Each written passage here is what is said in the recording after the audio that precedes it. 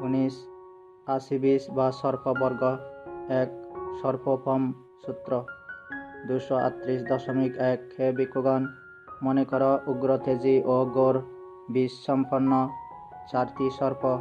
অতঃপর জীবন ধারণে ইচ্ছুক, মরতে অনিচ্ছুক, সুখকামী, দুঃখ অনাকাঙ্ক্ষী কোনো পুরুষ সেখানে আসে। তাকে জনগণ এরূপ বলে, হে পুরুষ, এই উগ্রতেজী ও গৌর বিষ সম্পন্ন সর্প 4টিকে যথাসময়ে জাগ্রত করা উচিত, যথাসময়ে স্নান করানো উচিত, যথাসময়ে ভোজন করানো উচিত এবং যথাসময়ে শয়ন করানো উচিত। হে পুরুষ, যখনই এই উগ্রতেজী ও গৌর বিষ সম্পন্ন সর্প 4টির যে কোনো একটি ক্ষোভিত বা ক্রোধান্বিত হবে, তখনই তুমি মৃত্যু কবলে গমন করবে অথবা মরণতুল্য দুঃখ পাবে। হে পুরুষ, অতএব তোমার যা করণীয় তা কর। 2 হে ভিক্ষুগণ, অতঃপর উগ্রতেজী গৌর বিষ সম্পন্ন সর্প 4টির ভয়ে ভীত সেই পুরুষটি এদিক সেদিক পলায়ন করে। লোকে তাকে বলে, হে পুরুষ, তোমাকে পশ্চাৎ অনুসরণকারী 5 জন শত্রুপক্ষীয় হত্যাকারী বলছে। যেখানে আমরা তাকে দেখতে পাব, সেখানেই তাকে হত্যা করব। হে পুরুষ, এ বিষয়ে তোমার যা করণীয় তা কর।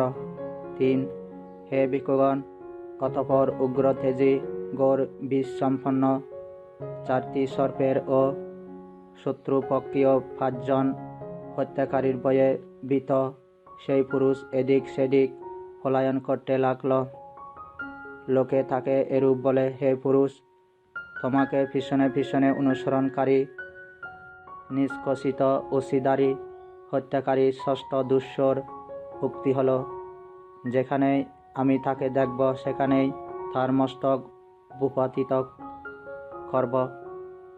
হে পুরুষ, এ বিষয়ে তোমার যা করণীয় তা কর।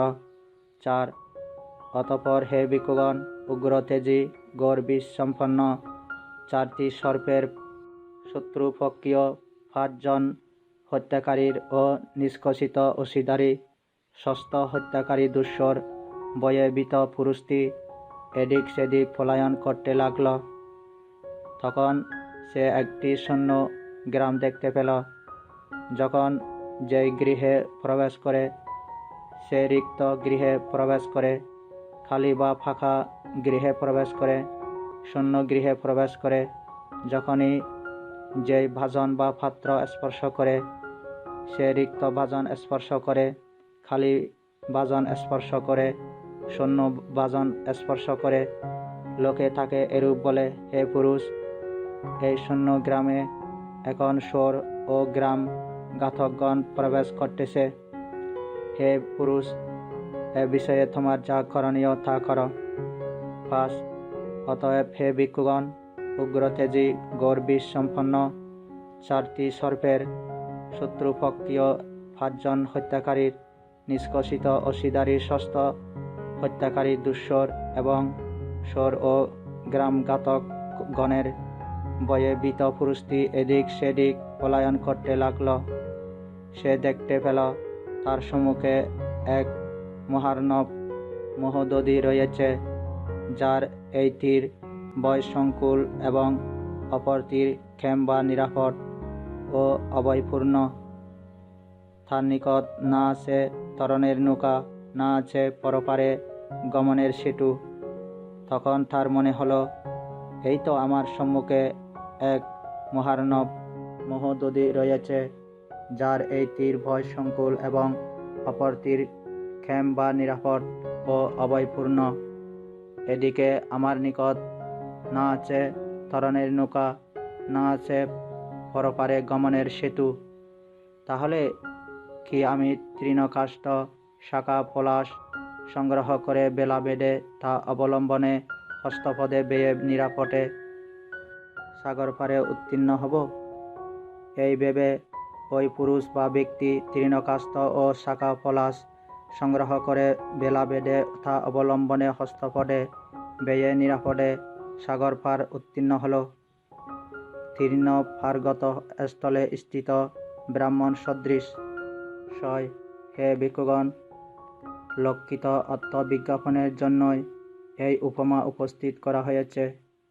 উপমার অর্থ এই: হে ভিক্ষুগণ, এই স্থলে উগ্র তেজী গৌর বীজ সম্পন্ন 4 সর্প, 4 মহাভূতের নামান্তর, যটা পৃথিবী ধাতু, আপ ধাতু, তেজ ধাতু, বায়ু ধাতু। 7. হে ভিক্ষুগণ, শত্রুপক্ষীয় পঞ্চ হত্যাকারী পঞ্চ উপাদান স্কন্ধেরই অধিবসন বা নামান্তর, যটা রূপ উপাদান স্কন্ধ, বেদনা উপাদান স্কন্ধ, সংজ্ঞা উপাদান স্কন্ধ, সংস্কার উপাদান স্কন্ধ ও বিজ্ঞান উপাদান স্কন্ধ। 8. হে ভিক্ষুগণ, নিষ্কষিত অসিধারী ষষ্ঠ হত্যাকারী দুষ্য নন্দীরাগের বা আসক্তির অধিবসন। 9. হে ভিক্ষুগণ, 0 গ্রাম 6 আধ্যাত্মিক আয়তনের অধিবসন। পণ্ডিত, বিজ্ঞ, মেধাবী ব্যক্তি যদি পরীক্ষা বা গবেষণা করেন, তাহলে রিক্ত, খালি ও শূন্য হিসেবে চক্ষু প্রতীয়মান হয় বা চক্ষুর ক্ষয় ধর্মতা প্রকটিত হয়। সত্র, জ্ঞান, জিহ্বা, কায় এবং মন সম্পর্কেও এইরূপ। 10. হে ভিক্ষুগণ, 100 গ্রাম ঘাতকগণ 6 বাহির আয়তনেরই অধিবসন। ভিক্ষুগণ, মনজ্ঞ অমনজ্ঞ রূপে চক্ষু হত বা বিনাশ প্রাপ্ত হয়। মনজ্ঞ অমনজ্ঞ শব্দে সত্র হত হয়। মনজ্ঞ অমনজ্ঞ গন্ধে ঘ্রাণ হত হয়। মনজ্ঞ অমনজ্ঞ রসে জিহ্বা হত হয়। মনজ্ঞ অমনজ্ঞ স্পর্শব্যে খায় হত হয়। মনজ্ঞ অমনজ্ঞ ধর্মে বা জ্ঞেয় বিষয়ে মন হত হয়।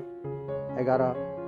হে ভিক্ষুগণ, মহার্ণব, মহোদধি বা সমুদ্র 4 ওগের অধিবসন বা নামান্তর, যটা কাম ওক, ভব ওক, দৃষ্টি ওক ও অবিদ্যা ওক।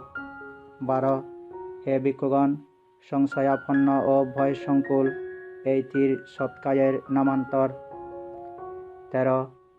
ভিক্ষুগণ, নিরাপদ ও অভয়পূর্ণ অপর তীর নির্বাণের নামান্তর। 14.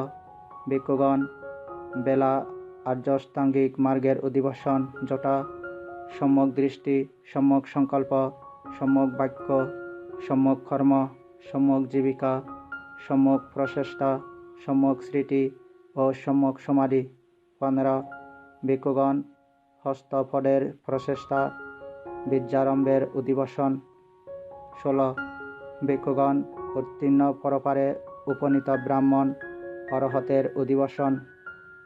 প্রথম সূত্র সমাপ্ত। 2. রথোপম সূত্র 239.1। হে ভিক্ষুগণ, ত্রিবিধ ধর্মের সমন্বয়গত ভিক্ষু প্রত্যক্ষ জীবনে সুখ সমনস্য বহুল হয়ে অবস্থান করে। আসবক্ষয়ের জন্য তার জ্ঞান আরব্ধ হয় বা পরিপক্ক হয়। ত্রিবিধ ধর্ম কি কি? ইন্দ্রিয়ে গুপ্তদ্বার হয়, ভোজনে মাত্রাজ্ঞ হয়, জাগরণে নিযুক্ত হয়। 2. হে ভিক্ষুগণ, কিরূপে ভিক্ষু ইন্দ্রিয়ে গুপ্তদ্বার হয়? ভিক্ষুগণ, এখানে বা এই বুদ্ধ শাসনে ভিক্ষু চক্ষু দ্বারা রূপ দেখে নিমিত্তগ্রাহী হন না, অনুব্যঞ্জনগ্রাহী হন না। যে বিষয়ে এই চক্ষু ইন্দ্রিয় অসংযত বিহারীর বা অবস্থানকারীর অবিদ্যা বা লোভ ধর্মনস্যকর ভাব অকুশল ধর্মসমূহ অনুশ্রাবিত হয়, তিনি উহার সংবরের জন্য অগ্রসর হন। চক্ষু ইন্দ্রিয় রক্ষা করেন, চক্ষু ইন্দ্রিয়ে সংযত হন। শ্রোত্র দ্বারা শব্দ শ্রবণ করে, ঘ্রাণ দ্বারা গন্ধ আঘ্রাণ করে, জিহ্বা দ্বারা রস আচ্ছাদন করে, কায় দ্বারা স্পর্শব্য স্পর্শ করে ও মন দ্বারা ধর্ম বা চিন্তনীয় বিষয় জ্ঞাত হয়েও এরূপ। 3. হে ভিক্ষুগণ, মনে কর সমতল ভূমিতে 4 মহাপথের সংযোগ স্থলে সুবিনীত সুদান্ত অশ্বযুক্ত রথ সুবিন্যস্ত খোসাসহ স্থিত হয়। তাতে দক্ষ রথাচার্য অশ্বদমনকারী সারথি আরোহণ করে, বাম হস্তে রুচি ও দক্ষিণ হস্তে বা ডান হস্তে কোষা বা অঙ্কুশ গ্রহণপূর্বক যেদিকে যেভাবে ইচ্ছা সম্মুখে পশ্চাতে রথ চালনা করে, এভাবেই হে ভিক্ষুগণ, ভিক্ষু সর ইন্দ্রিয় সুরক্ষার জন্য শিক্ষা করে, সংযমের জন্য শিক্ষা করে, দমনের জন্য শিক্ষা করে, উপশমের জন্য শিক্ষা করে। হে ভিক্ষুগণ, এভাবে ভিক্ষু ইন্দ্রিয় গুপ্তদ্বার হয়। 4. হে ভিক্ষুগণ, কিভাবে ভিক্ষু ভোজনে মাত্রাবিজ্ঞ হয়? ভিক্ষুগণ, এখানে ভিক্ষু যথার্থ জ্ঞানপূর্বক আহার গ্রহণ করেন, ক্রীড়ার জন্য নয়, মত্ততার জন্য নয়, মন্দন বা সৌষ্ঠব ও বিভূষণের বা শোভাবর্ধনের জন্য নয়। ইহা শুধু শরীর স্থিতির জন্য, জীবনযাপনের জন্য, ক্ষুধা যন্ত্রণার উপশমের জন্য এবং মার্গ ব্রহ্মচর্যের সহায়তার জন্য। এরূপে পুরাতন ক্ষুধা বেদনার উপশম করব বা অমিত ভোজনজনিত নতুন বেদনা উৎপন্ন করব না, যাতে আমার জীবনযাত্রা নির্দোষ হয় ও স্বচ্ছন্দে অবস্থান করতে পারি। 5. যেমন হে ভিক্ষুগণ, কোনো ব্যক্তি ব্রণ বা ক্ষত আরোগ্যের জন্য চর্বি ইত্যাদি লেপন করে বা সহজে ভার বহনের জন্য চাকার অক্ষদণ্ডের ঘর্ষণ নিবারণার্থ তৈলাক্ত করে, এভাবেই হে ভিক্ষুগণ, এখানে ভিক্ষু যথার্থ জ্ঞানপূর্বক আহার গ্রহণ করেন, ক্রীড়ার জন্য নয়, মত্ততার জন্য নয়, মন্দন বা সৌষ্ঠব ও বিভূষণের বা শোভাবর্ধনের জন্য নয়। ইহা শুধু শরীর স্থিতির জন্য, জীবনযাপনের জন্য, ক্ষুধা যন্ত্রণার উপশমের জন্য এবং মার্গ ব্রহ্মচর্যের সহায়তার জন্য। এরূপে পুরাতন ক্ষুধা বেদনার উপশম করব বা অমিত ভোজনজনিত নতুন বেদনা উৎপন্ন করব না, যাতে আমার জীবনযাত্রা নির্দোষ হয় ও স্বচ্ছন্দে অবস্থান করতে পারি। হে ভিক্ষুগণ, এভাবেই ভিক্ষু ভোজনে মাত্রাবিজ্ঞ হয়। 6. হে ভিক্ষুগণ, কিভাবে ভিক্ষু জাগরণে নিযুক্ত হয়? ভিক্ষুগণ, এখানে ভিক্ষু দিবসের সংক্রমণ ও উপবেশন দ্বারা আবরণীয় ধর্ম হতে চিত্তকে পরিশুদ্ধ করেন। রাত্রির প্রথম জামের সংক্রমণ ও উপবেশন দ্বারা আবরণীয় ধর্ম হতে চিত্তকে পরিশুদ্ধ করেন। রাত্রির মধ্যম জামে পায়ের উপর পা বা ডান পায়ের উপর বাম পা রেখে স্মৃতি সম্প্রজ্ঞানের সাথে যথাসময়ে গাত্রোত্থান ধারণা মনে রেখে দক্ষিণ বা ডান পার্শ্বে সিংহসজ্জায় শয়ন করেন। রাত্রির শেষ জামে প্রত্যুত্থান করে সংক্রমণ ও ধ্যানাসনে উপবেশন দ্বারা আবরণীয় ধর্ম হতে চিত্ত পরিশুদ্ধ করেন। এভাবেই হে ভিক্ষুগণ জাগরণে নিয়োজিত হন। হে ভিক্ষুগণ, এই ত্রিবিধ ধর্মের সমন্বয়গত ভিক্ষু প্রত্যক্ষ বা ইহজীবনে সুখ সমনস্য বহুল হয়ে অবস্থান করে আসক্তের জন্য তার জ্ঞান আরব্ধ হয়। দ্বিতীয় সূত্র সমাপ্ত। 3. কুর্মোপম সূত্র 240.1। হে ভিক্ষুগণ, একটি স্থল কশ্যপ বা কুর্ম সন্ধ্যাকালে নদীর তীরে আহারান্বেষণে বিচরণ করছিল। একটি শৃগাল ও সেই নদীর তীরে সন্ধ্যাকালে আহার অন্বেষণে বিচরণ করছিল। হে ভিক্ষুগণ, স্থল কশ্যপ দূর হতে সেই শৃগালকে আহার অন্বেষণে বিচরণ করতে দেখল। দেখে গ্রীবাসহ পঞ্চ অঙ্গ নিজের আবরণে বা খোলে সংকুচিত করে নিঃশব্দে নিষ্ক্রিয়ভাবে শঙ্কিত চিত্তে বসে রইল। ভিক্ষুগণ, শৃগাল ও সেই স্থল কশ্যপকে দূর হতে স্থিত দেখল।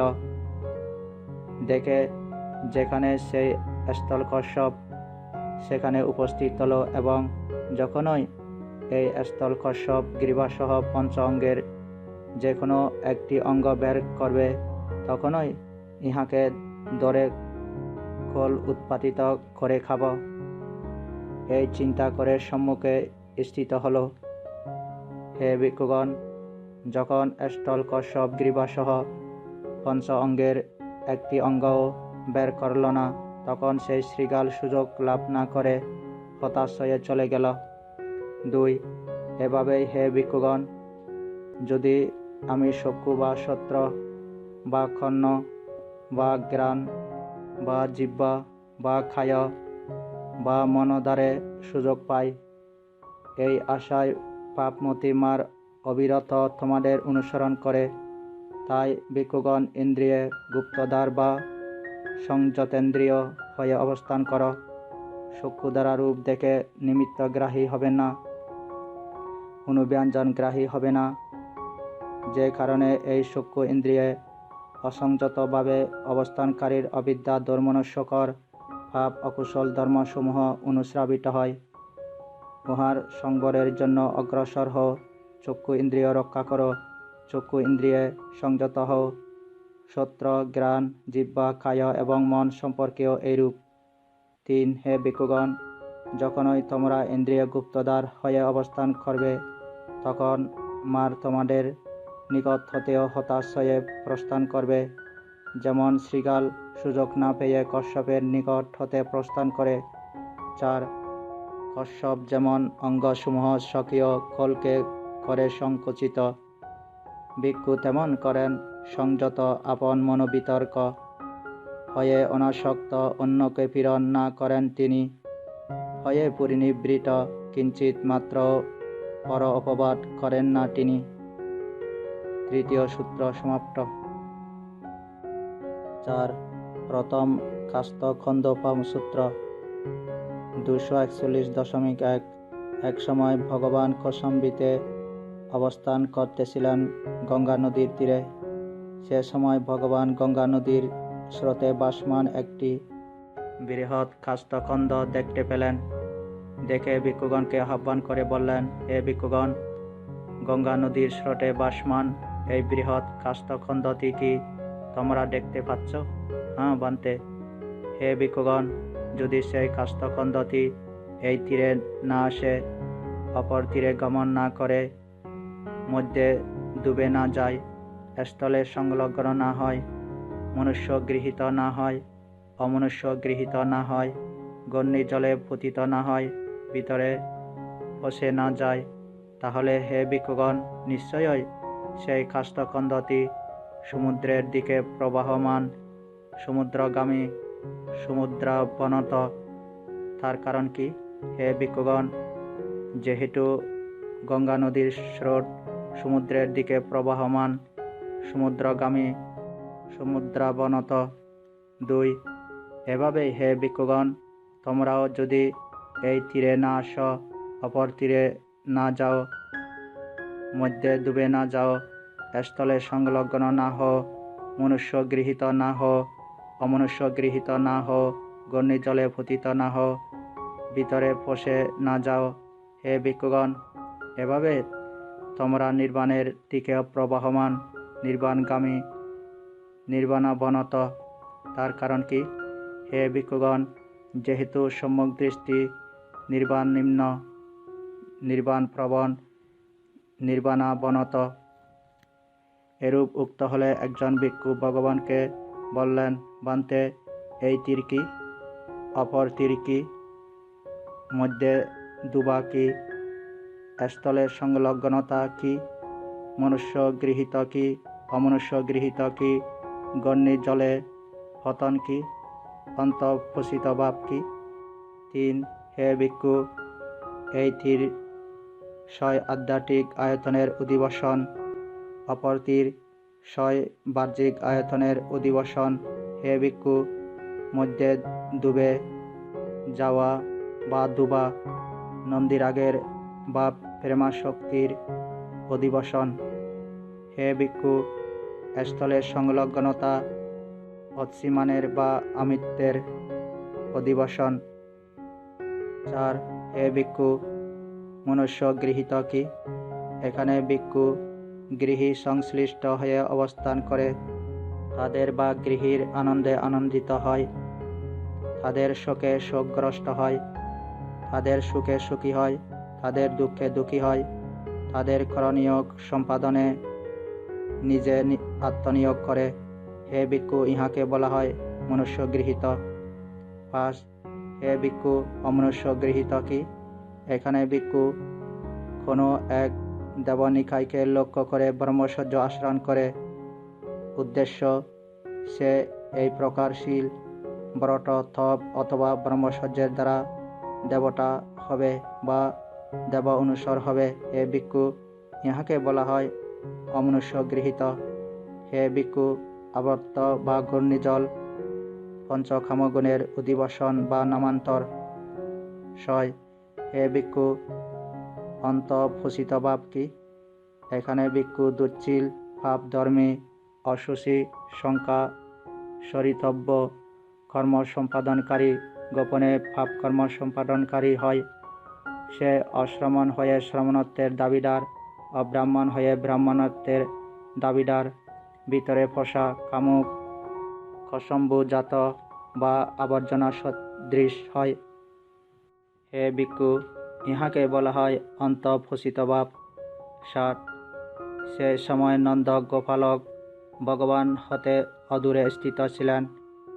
অতঃপর নন্দ গোপালক ভগবানকে বললেন, বান্তে, আমি এই তীর এ গমন করি না, অপর তীরে গমন করি না, মধ্যে ডুবি না, স্থলে সংলগ্ন নয়, আমি মনুষ্য গৃহীত নয়, অমনুষ্য গৃহীত নয়, আবর্ত ঘট বা গণ্ডি জলে পতিত নয়, আমি ভিতরে ফসা নয়।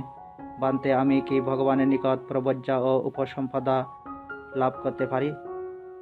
তাহলে হে নন্দ, তুমি মালিকের গুরুগুলো মালিককে ফিরিয়ে দাও বা হস্তান্তর করো।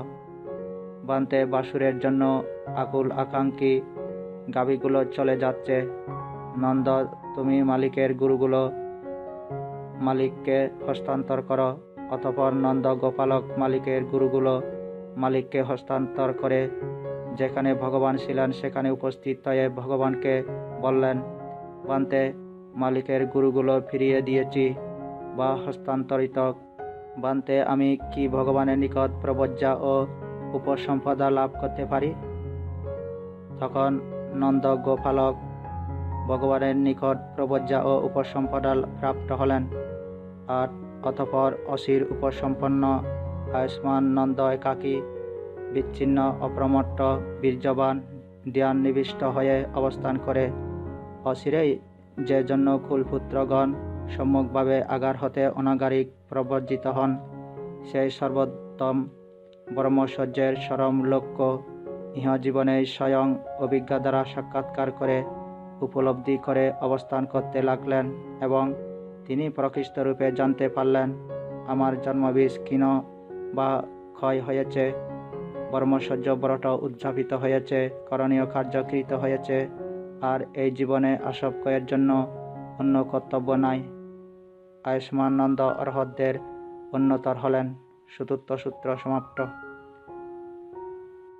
5 দ্বিতীয় খাস্ত খন্দোপম সূত্র 242.1 এক সময় ভগবান কেমিলায় অবস্থান করছিলেন গঙ্গা নদীর তীরে। সে সময় ভগবান গঙ্গা নদীর স্রোতে ভাসমান একটি বৃহৎ কাষ্ঠখণ্ড দেখতে পেলেন। দেখে ভিক্ষুগণকে আহ্বান করে বললেন, হে ভিক্ষুগণ, গঙ্গা নদীর স্রোতে ভাসমান ওই বৃহৎ কাষ্ঠখণ্ডটি কি তোমরা দেখতে পাচ্ছ? হ্যাঁ বান্তে। হে ভিক্ষুগণ, যদি সেই কাষ্ঠখণ্ডটি এই তীরে না আসে, অপর তীরে গমন না করে, মধ্যে ডুবে না যায়, স্থলে সংলগ্ন না হয়, মনুষ্য গৃহীত না হয়, অমনুষ্য গৃহীত না হয়, গণ্ডি জলে পতিত না হয়, ভিতরে ফসে না যায়, তাহলে হে ভিক্ষুগণ, নিশ্চয়ই সেই কাষ্ঠখণ্ডটি সমুদ্রের দিকে প্রবাহমান, সমুদ্রগামী, সমুদ্রাবনত। তার কারণ কি? হে ভিক্ষুগণ, যেহেতু গঙ্গা নদীর স্রোত সমুদ্রের দিকে প্রবাহমান, সমুদ্রগামী, সমুদ্রাবনত। 2 এভাবেই হে ভিক্ষুগণ, তোমরাও যদি এই তীরে না আসো, অপর তীরে না যাও, মধ্যে ডুবে না যাও, স্থলে সংলগ্ন না হও, মনুষ্য গৃহীত না হও, অমনুষ্য গৃহীত না হও, গণ্ডি জলে পতিত না হও, ভিতরে ফসে না যাও, হে ভিক্ষুগণ, এভাবে তোমরা নির্বাণের দিকে প্রবাহমান, নির্বাণগামী, নির্বাণাবনত। তার কারণ কি? হে ভিক্ষুগণ, যেহেতু সম্যক দৃষ্টি, নির্বাণ নিম্ন, নির্বাণ প্রবণ, নির্বাণাবনত। এরূপ উক্ত হলে একজন ভিক্ষু ভগবানকে বললেন, বান্তে, এই তীর কি? অপর তীর কি? মধ্যে দুবা কি? স্থলে সংলগ্ন কি? মনুষ্য গৃহীত কি? অমনুষ্য গৃহীত কি? ঘূর্ণিজলে পতন কি? অন্তঃপোষিত ভাব কি? 3. হে ভিক্ষু, এই তীর 6 আধ্যাত্মিক আয়তনের অধিবেশন, অপর তীর 6 বাহ্যিক আয়তনের অধিবেশন। হে ভিক্ষু, মধ্যে দুবা নন্দীরাগের বা প্রেমাশক্তি অধিবেশন। হে ভিক্ষু, স্থলে সংলগ্নতা অসীমানের বা অমিত্বের অধিবেশন। 4. হে ভিক্ষু, মনুষ্য গৃহীত কি? এখানে ভিক্ষু গৃহী সংশ্লিষ্ট হয়ে অবস্থান করে, তাদের বা গৃহীর আনন্দে আনন্দিত হয়, তাদের শোকে শোকগ্রস্ত হয়, তাদের সুখে সুখী হয়, তাদের দুঃখে দুঃখী হয়, তাদের করণীয় সম্পাদনে নিজে আত্মনিয়োগ করে। হে ভিক্ষু, ইহাকে বলা হয় মনুষ্য গৃহীত। 5. হে ভিক্ষু, অমনুষ্য গৃহীত কি? এখানে ভিক্ষু কোনো এক দেবনিকায়কে লক্ষ্য করে ব্রহ্মচর্য আচরণ করে। উদ্দেশ্য, সে এই প্রকার শীল, ব্রত, তপ অথবা ব্রহ্মচর্যের দ্বারা দেবতা হবে বা দেব অনুসর হবে। হে ভিক্ষু, ইহাকে বলা হয় অমনুষ্য গৃহীত। হে ভিক্ষু, আবর্ত বা ঘূর্ণিজল পঞ্চকামগুণের অধিবেশন বা নামান্তর। 6. হে ভিক্ষু, অন্তঃপোষিত ভাব কি? এখানে ভিক্ষু দুচ্ছিল পাপধর্মী, অশুচি সংখ্যা সরিতব্য কর্ম সম্পাদনকারী, গোপনে পাপকর্ম সম্পাদনকারী হয়।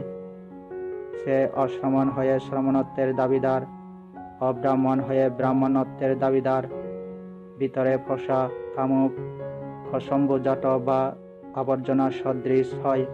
হে ভিক্ষু, ইহাকে বলা হয় অন্তঃপোষিত ভাব। পঞ্চম সূত্র সমাপ্ত। 6. আসক্ত পর্যায় সূত্র 243.1।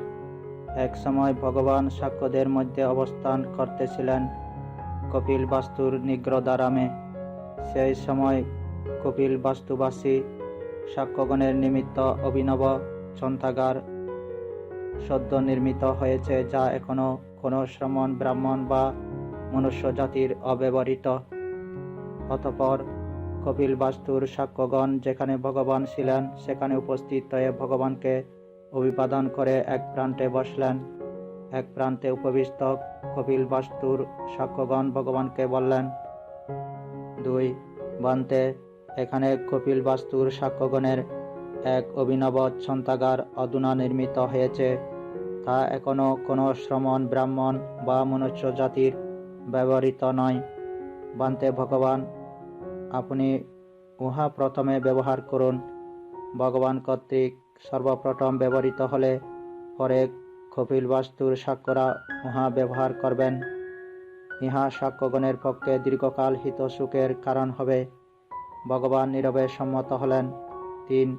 অতঃপর ভগবানের সম্মতি অবগত হয়ে কপিলবাস্তুর শাক্যগণ আসন হতে উঠে ভগবানকে অভিবাদন পূর্বক প্রদক্ষিণ করে যেখানে গ্রন্থাগার সেখানে উপস্থিত হলেন।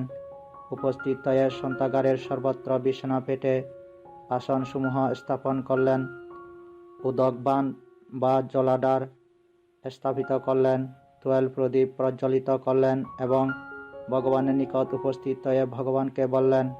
4.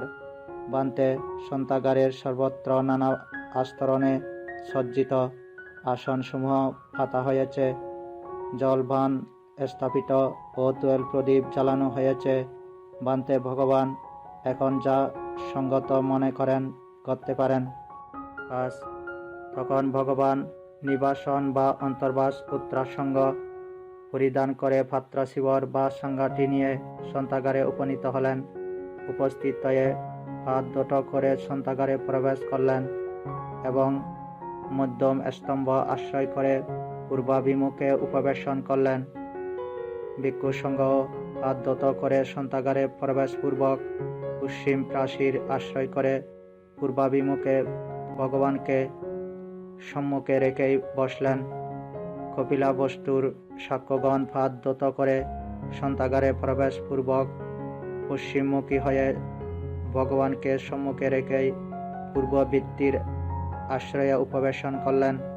6 তখন ভগবান অধিক রাত্রি বা 12টা পর্যন্ত কপিল বাস্তুর সাক্ষ্যগণকে ধর্মোপদেশ দ্বারা ঐহিক পারত্রিক হিত প্রদর্শন করে কুশল ধর্ম গ্রহণ করাইয়ে তাতে উৎসাহিত ও হর্ষোৎফুল্ল করে এই বলে বিদায় দিলেন, হে গৌতম গোত্রীয়গণ, রাত্রি অধিক হয়েছে, এখন আপনারা যা সময়োচিত মনে করেন করতে পারেন।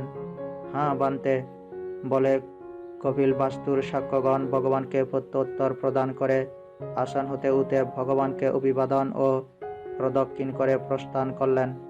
7 অতঃপর কপিল বাস্তুর সাক্ষ্যগণের প্রস্থানের অল্পক্ষণ পর ভগবান আয়ুষ্মান মহামঙ্গলায়নকে আহ্বান করে বললেন, হে মঙ্গলায়ন, ভিক্ষুসঙ্গ বিগত স্তনমিদ্য অর্থাৎ স্তনমিদ্য দ্বারা অভিভূত নয়।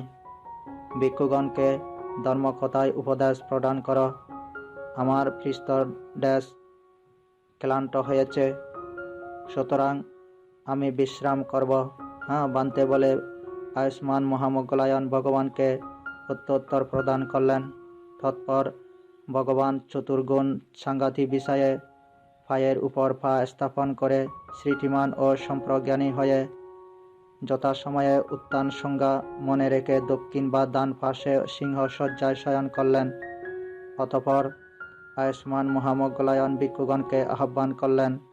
বন্ধুগণ, হ্যাঁ বন্ধু বলে সেই ভিক্ষুগণ আয়ুষ্মান মহামঙ্গলায়নকে প্রত্যুত্তর প্রদান করলেন। আয়ুষ্মান মহামঙ্গলায়ন বললেন, বন্ধুগণ, আপনাদেরকে আসক্ত পর্যায় ও অনাসক্ত পর্যায় সম্পর্কে দেশনা করব, তা শ্রবণ করুন, উত্তম রূপে মনোনিবেশ করুন, আমি ভাষণ করব। হ্যাঁ বন্ধু বলে সেই ভিক্ষুগণ আয়ুষ্মান মহামঙ্গলায়নকে প্রত্যুত্তর প্রদান করলেন। আয়ুষ্মান মহামঙ্গলায়ন বললেন, আর বন্ধুগণ কি রূপে আসক্ত হয়? বন্ধুগণ, এখানে ভিক্ষু চক্ষু দ্বারা রূপ দেখে চক্ষু গ্রাহ্য প্রিয় রূপে রাগানুরক্ত হয়, অপ্রিয় রূপে বিরক্ত হয়, কায়গত স্মৃতি উপস্থিত না হওয়ায় লঘুচেতা হয়ে অবস্থান করে।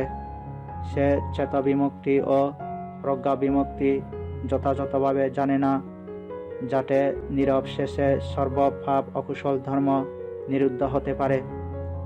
সত্র, জ্ঞান, জিহ্বা, কায় এবং মন সম্পর্কেও এইরূপ। বন্ধুগণ, ইহাকে বলা হয় ভিক্ষু চক্ষু বিজ্ঞায় রূপে আসক্ত বা কামানুরক্ত হয়, সত্র বিজ্ঞায় শব্দে আসক্ত হয়, জ্ঞান বিজ্ঞায় গন্ধে আসক্ত হয়, জিহ্বা বিজ্ঞায় রসে আসক্ত হয়, কায় বিজ্ঞায় স্পর্শব্যে আসক্ত হয় ও মনোবিজ্ঞায় ধর্মে আসক্ত হয়।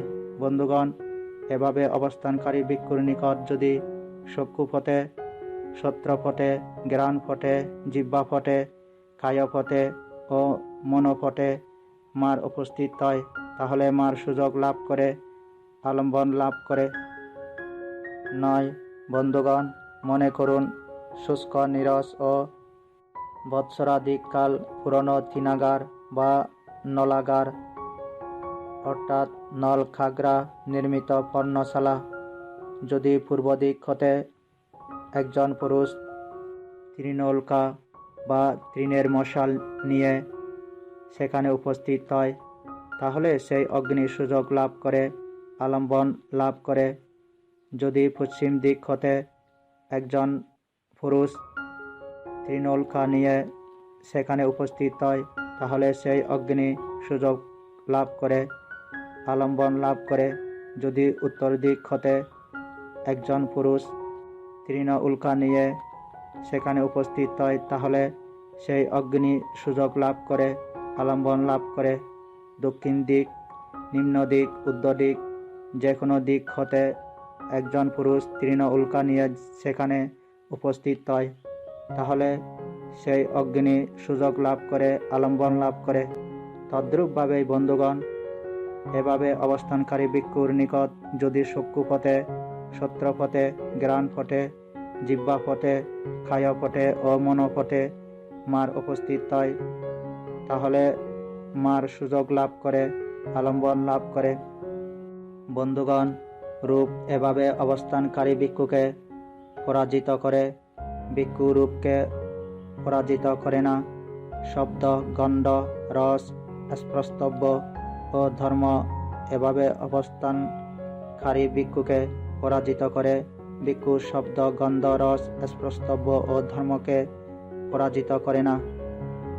বন্ধুগণ, ইহাকে বলা হয় ভিক্ষু রূপাভিভূত বা পরাজিত, শব্দাভিভূত, গন্ধাভিভূত, রসাভিভূত, স্পর্শব্যভিভূত ও ধর্মাভিভূত, পরাভূত, প্রভুত্বহীন বা অবিজয়ী, সংশ্লেষকর, দুঃখ বিপাকী, বিরক্তিকর, ভবিষ্যতে জন্ম জরা মরণ ধর্মী, পাপ অকুশল ধর্মসমূহ তাকে বা সেই ভিক্ষুকে পরাজিত করে। এভাবেই বন্ধুগণ আসক্ত হয়। 10. বন্ধুগণ, কিভাবে ভিক্ষু অনাসক্ত হয়? বন্ধুগণ, এখানে ভিক্ষু চক্ষু দ্বারা রূপ দেখে প্রিয় রূপে প্রলোভিত হন না, অপ্রিয় রূপে বিরক্ত হন না। তিনি উপস্থিত কায়গত স্মৃতি হয়ে অবস্থান করেন।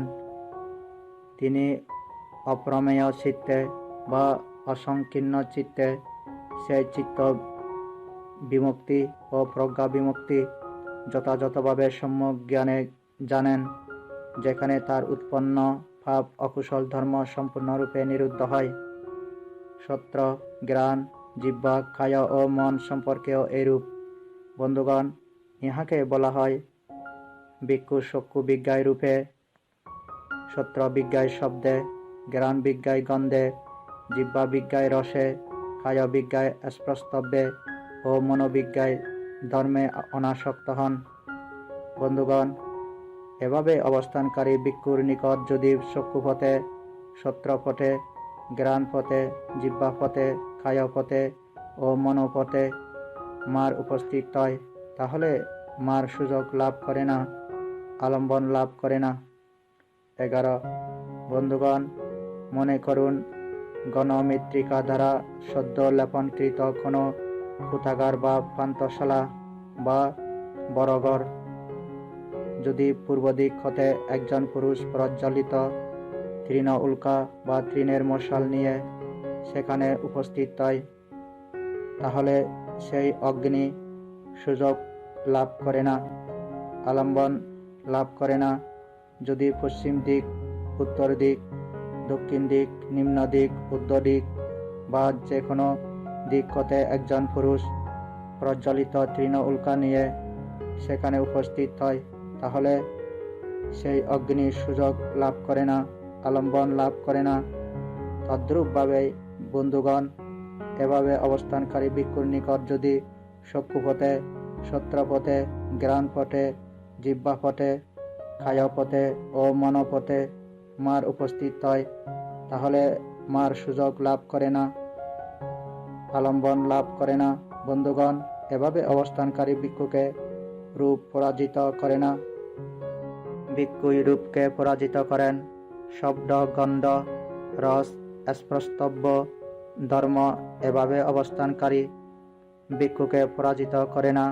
ভিক্ষুই শব্দ, গন্ধ, রস, স্পর্শব্য ও ধর্মকে পরাজিত করেন।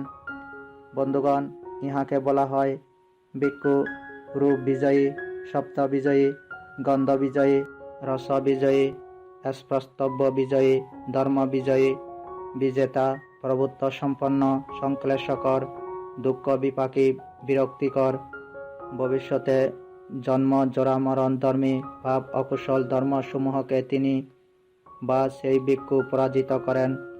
এভাবেই বন্ধুগণ অনাসক্ত হয়। 12. অতঃপর ভগবান গাত্রোত্থান করে আয়ুষ্মান মহামগ্গলায়নকে আহ্বান করলেন। সাধু সাধু মগ্গলায়ন, হে মগ্গলায়ন, তুমি ভিক্ষুগণকে উত্তম রূপে আসক্ত পর্যায় ও অনাসক্ত পর্যায় সম্পর্কে উপদেশ দিয়েছ। আয়ুষ্মান মহামগ্গলায়ন ইহা ভাষণ করলেন। শাস্তা সন্তুষ্ট হলেন সেই ভিক্ষুগণ প্রসন্ন মনে আয়ুষ্মান মহামঙ্গলায়নের ভাষণ অভিনন্দন করলেন। ষষ্ঠ সূত্র সমাপ্ত। 7 দুঃখ ধর্ম সূত্র 244.1 হে ভিক্ষুগণ, যখন হতে ভিক্ষু সর্বদুঃখ ধর্মের বা স্বভাবের উদয় বিলয় যথাযথভাবে সম্যক জ্ঞানে জানেন, তখন তার নিকট কামসমূহ সেভাবে দৃষ্ট হয়, যেভাবে কামসমূহ দৃষ্ট হলে কামের প্রতি যে কামচ্ছন্দ, কাম স্নেহ, কামমূর্ছনা, কাম যন্ত্রণা তা চিত্ত অধিকার করে স্থিত হয় না, সেরূপেই তার আচরণ বিচরণ কার্যে পরিণত বা পরিচিত হয়। যেরূপ আচরণ বিচরণ রতের অবিদ্যা ধর্মনস্য পাপ অকুশল ধর্মসমূহ চিত্ত অধিকার করে স্থিত হয় না। 2 হে ভিক্ষুগণ, কিভাবে ভিক্ষু সর্বদুঃখ ধর্মের উদয় বিলয় যথাযথভাবে সম্যক জ্ঞানে জানেন? ইহা রূপ, ইহা রূপের উদয়, ইহা রূপের বিলয়, ইহা বেদনা, ইহা বেদনার উদয়, ইহা বেদনার বিলয়, ইহা সংজ্ঞা, ইহা সংজ্ঞার উদয়, ইহা সংজ্ঞার বিলয়, ইহা সংস্কার, ইহা সংস্কারের উদয়, ইহা সংস্কারের বিলয়, ইহা বিজ্ঞান, ইহা বিজ্ঞানের উদয়, ইহা বিজ্ঞানের বিলয়। এভাবেই হে ভিক্ষুগণ, ভিক্ষু সর্বদুঃখ ধর্মের উদয় বিলয় যথাযথভাবে সম্যক জ্ঞানে জানেন। 3 হে ভিক্ষুগণ, কিভাবে ভিক্ষুর কামসমূহ দৃষ্ট হয়, যেভাবে কামসমূহ দৃষ্ট হলে কামের প্রতি যে কামচ্ছন্দ, কাম স্নেহ, কামমূর্ছনা, কাম যন্ত্রণা তা চিত্ত অধিকার করে স্থিত হয় না। ভিক্ষুগণ, যেমন কোনো স্থানে ধূম বা ধোঁয়া ও শিখাহীন প্রদীপ্ত অঙ্গারপূর্ণ এক পুরুষের 4 হাত অধিক পরিমিত অঙ্গারগত্য আসে, যখন তথায় জীবনেচ্ছু অমরণেচ্ছু সুখকামী দুঃখ বিরোধী কোনো ব্যক্তি আসে, তাকে 2 জন বলবান পুরুষ বাহু যুগলে সজোরে ধরে নির্দয়ভাবে অঙ্গারগত্তের দিকে আকর্ষণ করে, তখন সেই ব্যক্তি ইতস্তত দেহ নমিত করবে। তার কারণ কি? নিশ্চয়ই ইহা সেই পুরুষের সুবিদিত। যদি আমি এই অঙ্গারগত্তে পতিত হই, তবে সে কারণে আমার মৃত্যু ঘটতে পারে, অথবা মরণসম দুঃখভোগ হতে পারে।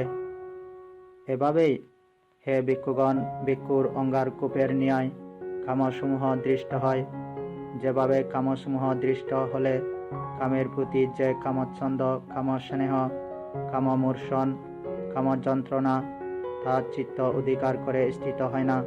4 হে ভিক্ষুগণ, কিভাবে ভিক্ষুর আচরণ বিচরণ কার্যে পরিণত বা পরিচিত হয়, যেরূপ আচরণ বিচরণ রতের অবিদ্যা ধর্মনস্য পাপ অকুশল ধর্মসমূহ চিত্ত অধিকার করে স্থিত হয় না।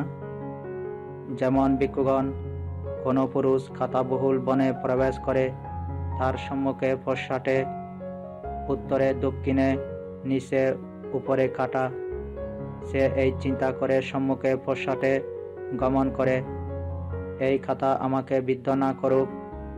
এভাবেই হে ভিক্ষুগণ, জগতে যে প্রিয় রূপ, সাত বা মনোরম রূপ বিদ্যমান, আর্য বিনয়ে ইহাকে বলা হয় খাটা।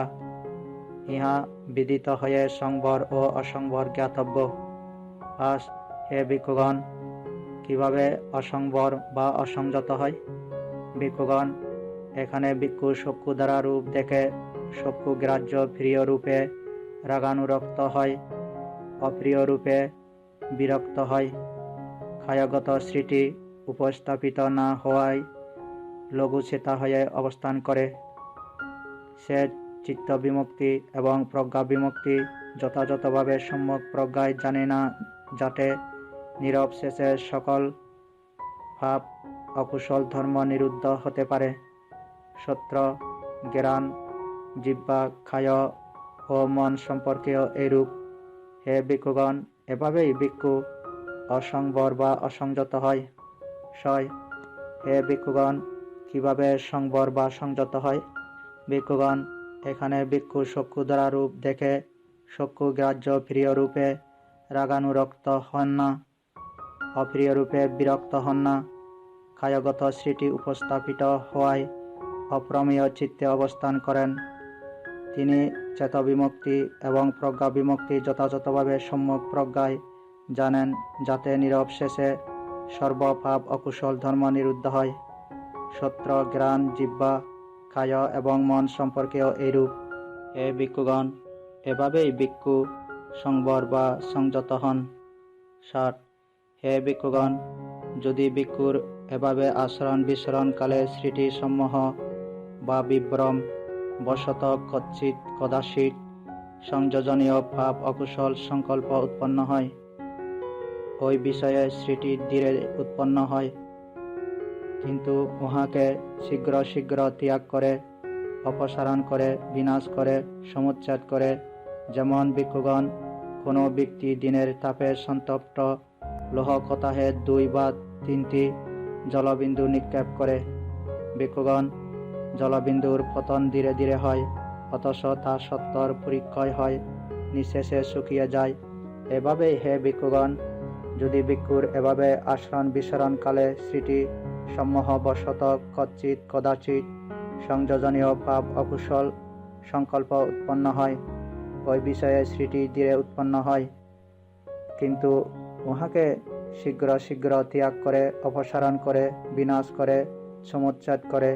হে ভিক্ষুগণ, এভাবেই ভিক্ষুর আচরণ বিচরণ কার্যে পরিণত হয়। যেভাবে আচরণ বিচরণ রথের অবিদ্যা ধর্মনস্য পাপ অকুশল ধর্মসমূহ চিত্ত অধিকার করে স্থিত হয় না। 8. হে ভিক্ষুগণ, এভাবে আচরণকারী, এভাবে বিচরণকারী ভিক্ষুকে যদি রাজাগণ বা রাজ মহামাত্যগণ বা মিত্রগণ বা অমাত্যগণ বা রক্তের সম্বন্ধযুক্ত জ্ঞাতি গোত্রবর্গ ভোগ সম্পত্তি আনয়নপূর্বক বলে, হে পুরুষ, আসুন, এই কাঁসাই বস্ত্রসমূহ কেন আপনাকে যন্ত্রণা দেয়? কেন আপনি মণ্ডিত মস্তকে ভিক্ষাপাত্র হস্তে বিচরণ করছেন? আসুন, গৃহস্থ জীবনে পদার্পণ করে ভোগ সম্পত্তি পরিভোগ করুন ও পুণ্য সম্পাদন করুন। হে ভিক্ষুগণ, এভাবে আচরণকারী, এভাবে বিচরণকারী সেই ভিক্ষু যে গৃহী জীবনে বা হীন জীবনে ফিরে আসবেন, এমন কারণ বিদ্যমান নয়। যেমন ভিক্ষুগণ গঙ্গা নদী পূর্ব নিম্না, পূর্ব প্রবণা ও পূর্বাবনতা। আমরা এই গঙ্গা নদীকে পশ্চিম নিম্না, পশ্চিম প্রবণা ও পশ্চিমাবনতা করব। এ উদ্দেশ্যে মহাজনগণ কোদাল এবং জুড়ি নিয়ে আগমন করে। হে ভিক্ষুগণ, তোমরা ইহা কি মনে করো, সেই মহাজনগণ গঙ্গা নদীকে পশ্চিম নিম্না, পশ্চিম প্রবণা, পশ্চিমাবনতা করতে পারবে কি? নিশ্চয় নয় বান্তে। তার কারণ কি? বান্তে, গঙ্গা নদী পূর্বানিম্না, পূর্ব প্রবণা, পূর্বাবনতা, ইহাকে পশ্চিম নিম্না, পশ্চিম প্রবণা, পশ্চিমাবনতা করা সহজ নয়। অধিকন্তু তা করতে চাইলে মহাজনগণ দুঃখ দুর্দশার ভাগী হবে। 10. এভাবেই হে ভিক্ষুগণ, এভাবে আচরণকারী, এভাবে বিচরণকারী ভিক্ষুকে যদি রাজাগণ বা রাজমহামাত্যগণ বা মিত্রগণ বা অমাত্যগণ বা রক্তের সম্বন্ধযুক্ত জ্ঞাতিগোত্রবর্গ ভোগ সম্পত্তি আনয়নপূর্বক বলে, হে পুরুষ, আসুন, এই কাঁসাই বস্ত্রসমূহ কেন আপনাকে যন্ত্রণা দেয়? কেন আপনি মণ্ডিত মস্তকে ভিক্ষাপাত্র হস্তে বিচরণ করছেন? আসুন, গৃহস্থ জীবনে পদার্পণ করে ভোগ সম্পত্তি পরিভোগ করুন ও পুণ্য সম্পাদন করুন। হে ভিক্ষুগণ, এভাবে আচরণকারী, এভাবে বিচরণকারী সেই ভিক্ষু যে গৃহী জীবনে বা হীন জীবনে ফিরে আসবেন, এমন কারণ বিদ্যমান নেই। তার কারণ কি? যেহেতু হে ভিক্ষুগণ, সেই ভিক্ষুর চিত্ত দীর্ঘকাল হতে বিবেক নিম্ন, বিবেক প্রবণ, বিবেকাবনত, তাই ইহজীবনে ফিরে আসার কারণ তথায় বিদ্যমান নেই। 7ম সূত্র সমাপ্ত। 8. কিংসুকোপম সূত্র। 245.1। অতঃপর একজন ভিক্ষু যেখানে জনক ভিক্ষু ছিলেন সেখানে উপস্থিত হয়ে সেই ভিক্ষুকে বললেন, বন্ধু, কি প্রকারে একজন ভিক্ষুর অন্তর্দৃষ্টি সুবিশুদ্ধ হয়? বন্ধু, যেহেতু একজন ভিক্ষু স্পর্শ আয়তনের উদয় ও বিলয়কে যথাযথভাবে সম্যক প্রজ্ঞায় জানেন, এই প্রকারে ভিক্ষুর অন্তর্দৃষ্টি বা দর্শন সুবিশুদ্ধ হয়। 2। তখন সেই ভিক্ষু ওই ভিক্ষুর উত্তরে অসন্তুষ্ট হয়ে যেখানে অপর একজন ভিক্ষু ছিলেন সেখানে উপস্থিত হয়ে সেই ভিক্ষুকে বললেন, বন্ধু, কিসে ভিক্ষুর অন্তর্দৃষ্টি সুবিশুদ্ধ হয়? বন্ধু, যেহেতু ভিক্ষু পঞ্চ উপাদানস্কন্ধের উদয় ও বিলয় যথাযথভাবে সম্যক প্রজ্ঞায় জানেন, এতেই ভিক্ষুর অন্তর্দৃষ্টি সুবিশুদ্ধ হয়। 3। তখন সেই ভিক্ষু ওই ভিক্ষুর প্রসন্ন উত্তরে অসন্তুষ্ট হয়ে যেখানে অপর একজন ভিক্ষু ছিলেন সেখানে উপস্থিত হয়ে সেই ভিক্ষুকে বললেন, বন্ধু, কিসে ভিক্ষুর অন্তর্দৃষ্টি সুবিশুদ্ধ হয়? বন্ধু, যেহেতু ভিক্ষু সারি মহাভূতের উদয় ও বিলয় যথাযথভাবে সম্যক প্রজ্ঞায় জানেন, এতেই ভিক্ষুর অন্তর্দৃষ্টি সুবিশুদ্ধ হয়। 4। তখন সেই ভিক্ষু ওই ভিক্ষুর প্রসন্ন উত্তরে অসন্তুষ্ট হয়ে যেখানে অপর একজন ভিক্ষু ছিলেন সেখানে উপস্থিত হয়ে সেই ভিক্ষুকে বললেন, বন্ধু, কিসে ভিক্ষুর অন্তর্দৃষ্টি সুবিশুদ্ধ হয়? বন্ধু, যেহেতু ভিক্ষু যা কিছু সমুদয় ধর্মী বা উদয়শীল তৎসমস্ত নিরোধধর্মী ইহা যথাযথভাবে সম্যক প্রজ্ঞায় জানেন, এতেই ভিক্ষুর অন্তর্দৃষ্টি সুবিশুদ্ধ হয়। 5। তখন সেই ভিক্ষু বা প্রসন্ন কর্তা ওই ভিক্ষুর প্রসন্ন উত্তরে অসন্তুষ্ট হয়ে যেখানে ভগবান ছিলেন সেখানে উপস্থিত হয়ে ভগবানকে বললেন, বান্তে, আমি যেখানে একজন ভিক্ষু ছিলেন সেখানে উপস্থিত হয়ে সেই ভিক্ষুকে এরূপ বলেছি, বন্ধু, কিসে ভিক্ষুর অন্তর্দৃষ্টি সুবিশুদ্ধ হয়? এরূপ উক্ত হলে সেই ভিক্ষু আমাকে এরূপ বলল, বন্ধু, যেহেতু ভিক্ষু স্পর্শ আয়তনের উদয় ও বিলয়কে যথাযথভাবে সম্যক প্রজ্ঞায় জানেন, এতেই ভিক্ষুর অন্তর্দৃষ্টি সুবিশুদ্ধ হয়।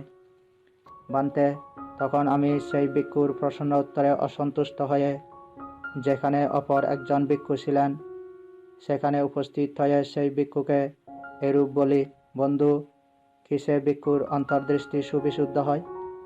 এরূপ উক্ত হলে সেই ভিক্ষু আমাকে এরূপ বলল, বন্ধু, যেহেতু ভিক্ষু পঞ্চ উপাদান স্কন্ধের উদয় ও বিলয়কে যথাযথভাবে সম্যক প্রজ্ঞায় জানেন, এতেই ভিক্ষুর অন্তর্দৃষ্টি সুবিশুদ্ধ হয়। বান্তে, তখন আমি সেই ভিক্ষুর প্রসন্ন উত্তরে অসন্তুষ্ট হয়ে যেখানে অপর একজন ভিক্ষু ছিলেন সেখানে উপস্থিত হয়ে সেই ভিক্ষুকে এরূপ বলি, বন্ধু, কিসে ভিক্ষুর অন্তর্দৃষ্টি সুবিশুদ্ধ হয়? এরূপ উক্ত হলে সেই ভিক্ষু আমাকে এরূপ বলল, বন্ধু, যেহেতু ভিক্ষু সারি মহাভূতের উদয় ও বিলয়কে যথাযথভাবে সম্যক প্রজ্ঞায় জানেন, এতেই ভিক্ষুর অন্তর্দৃষ্টি সুবিশুদ্ধ হয়। বান্তে, তখন আমি সেই ভিক্ষুর প্রসন্ন উত্তরে অসন্তুষ্ট হয়ে যেখানে অপর একজন ভিক্ষু ছিলেন সেখানে উপস্থিত হয়ে সেই ভিক্ষুকে এরূপ বলি, বন্ধু, কিসে ভিক্ষুর অন্তর্দৃষ্টি সুবিশুদ্ধ হয়? এরূপ উক্ত হলে সেই ভিক্ষু আমাকে বলল, বন্ধু, যেহেতু ভিক্ষু যা কিছু সমুদয় ধর্মী তৎসমস্তই নিরোধ ধর্মী ইহা যথাযথভাবে প্রকৃষ্ট রূপে জানেন, এতেই ভিক্ষুর অন্তর্দৃষ্টি সুবিশুদ্ধ হয়। তখন বান্তে আমি সেই ভিক্ষুর প্রসন্ন উত্তরে অসন্তুষ্ট হয়ে যেখানে ভগবান ছিলেন সেখানে উপস্থিত হয়েছি, বান্তে, কিসে ভিক্ষুর অন্তর্দৃষ্টি সুবিশুদ্ধ হয়?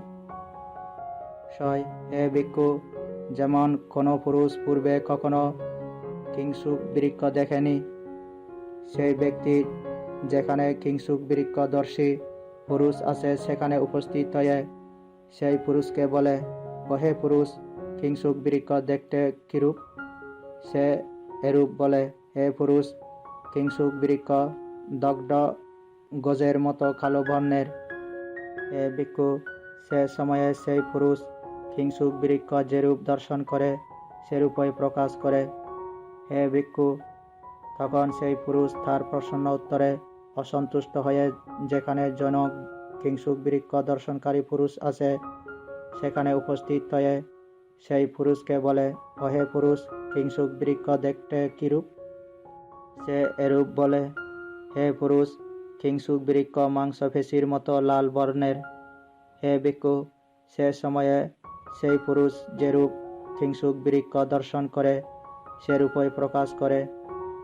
হে ভিক্ষু, তখন সেই পুরুষ তার প্রসন্ন উত্তরে অসন্তুষ্ট হয়ে যেখানে জনক কিংসুক বৃক্ষ দর্শনকারী পুরুষ আছে সেখানে উপস্থিত হয়ে সেই পুরুষকে বলে, অহে পুরুষ, কিংসুক বৃক্ষ দেখতে কিরূপ? সে এরূপ বলে, হে পুরুষ, কিংসুক বৃক্ষ উৎপাদিত শাল শিরীষ বৃক্ষের বিদীর্ণ আবরণের মতো। হে ভিক্ষু, তখন সেই পুরুষ যেরূপ কিংসুক বৃক্ষ দর্শন করে সেরূপই প্রকাশ করে। হে ভিক্ষু, তখন সেই পুরুষ তার প্রসন্ন উত্তরে অসন্তুষ্ট হয়ে যেখানে জনক কিংসুক বৃক্ষ দর্শনকারী পুরুষ আছে সেখানে উপস্থিত হয়ে সেই পুরুষকে বলে, হে পুরুষ, কিংসুক বৃক্ষ দেখতে কিরূপ? সে এরূপ বলে, হে পুরুষ, কিংসুক বৃক্ষ ঘন পত্র পল্লব সমন্বিত নিবিড় ছায়া সম্পন্ন নিগ্রোধ বৃক্ষের মতো। হে ভিক্ষু, তখন সেই পুরুষ যেরূপ কিংসুক বৃক্ষ দর্শন করে সেরূপই প্রকাশ করে। এভাবেই হে ভিক্ষু, যেভাবে অধিমুক্ত সৎপুরুষগণের অন্তর্দৃষ্টি সুবিশুদ্ধ হয় সেভাবেই সেই সৎপুরুষগণ কর্তৃক তা ব্যাখ্যাত বা ঘোষিত হল। 60 যেমন ভিক্ষু রাজার সীমান্তবর্তী নগরকে সুরক্ষিত করার জন্য দৃঢ় ভিত্তি, শক্ত প্রাচীর ও তোরণযুক্ত সয়দার থাকে, সেখানে পণ্ডিত, বিজ্ঞ, মেধাবী দারোয়ান থাকে।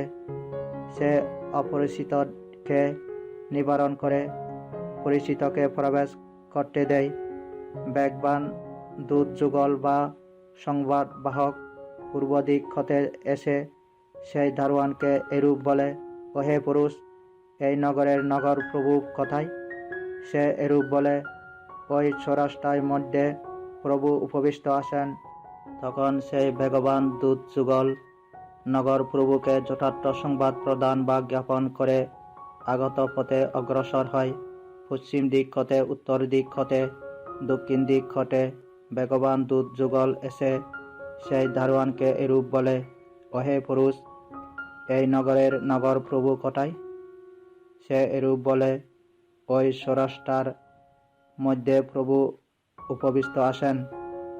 তখন সেই বেগবান দূত যুগল নগর প্রভুকে যথার্থ সংবাদ জ্ঞাপন করে আগত পথে অগ্রসর হয়। আর হে ভিক্ষু, লক্ষিত অর্থ বিজ্ঞাপনের জন্যই এই উপমা উপস্থিত করা হয়েছে। উপমার অর্থ এই, হে ভিক্ষু, এখানে নগর চতুর্মহাবতীক মাতৃপিতৃ সম্ভূত বা মাতাপিতা হতে উৎপন্ন, অন্ন ব্যঞ্জন বর্ধিত, অনিত্য উৎসাদন বা বিনাশন, পরিমর্দন, বেদন বিধ্বংসন স্বভাব বিশিষ্ট দেহের অধিবসন বা নামান্তর। হে ভিক্ষু, সয়দার এখানে সয় আধ্যাত্মিক আয়তনের নামান্তর। হে ভিক্ষু, দোবারিক বা দারোয়ান স্মৃতির অধিবসন। হে ভিক্ষু, বেগবান দূত যুগল সমদ বিদর্শনের নামান্তর। হে ভিক্ষু, নগর প্রভু বিজ্ঞানের নামান্তর। হে ভিক্ষু, স্বরাস্তার মধ্যস্থান সারি মহাভূতের নামান্তর, যথা পৃথিবী ধাতু, আপ ধাতু, বায়ু ধাতু, তেজ ধাতু। হে ভিক্ষু, যথার্থ সংবাদ নির্বাণের নামান্তর, যথা আগত পথ। হে ভিক্ষু, আর্যষ্টাঙ্গিক মার্গের নামান্তর, যথা সম্যক দৃষ্টি, সম্যক সংকল্প, সম্যক বাক্য, সম্যক কর্ম, সম্যক আজীব বা জীবিকা, সম্যক ব্যায়াম বা প্রচেষ্টা, সম্যক স্মৃতি ও সম্যক সমাধি। অষ্টম সূত্র সমাপ্ত। 9 বিনোপম সূত্র 247.1। হে ভিক্ষুগণ, যে ভিক্ষু বা ভিক্ষুণীর চক্ষু বিজ্ঞায় রূপের প্রতি চিত্তে যে ছন্দ বা রাগ বা দ্বেষ বা মোহ বা প্রতিগ উৎপন্ন হয়, তা হতে চিত্তকে নিবারিত কর। এই মার্গ বা পথ সবই অনিষ্টকর, সকন্তক, দুর্গম, ভ্রান্তপথ, কুপথ ও বিপদগ্রস্ত। এই মার্গ অসৎ পুরুষ সেবিত, এই মার্গ সৎপুরুষ সেবিত নয়। তোমরা এই পথের উপযুক্ত নও, সেই চক্ষুবিজ্ঞায় রূপ হতে চিত্তকে নিবারিত কর।